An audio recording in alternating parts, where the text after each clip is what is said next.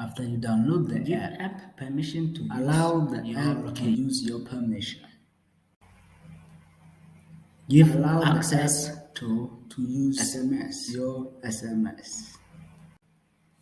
Create an account, Register your account and register with your username. And register create a your password. account.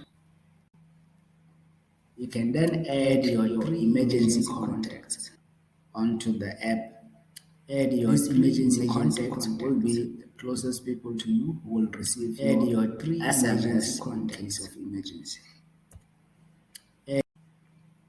In a state of emergency, by just shaking your phone, the app will send an SMS to your contact. In a state of emergency, your location. By just shaking your phone from your list, they can access the coordinates. Alert them that, hey, I am in danger, I need help. They can access the coordinates and get here are my coordinates. It will send them access the coordinates, Google coordinates, and they can come and help. They can come. They can find you using the location situation Google Maps. They can come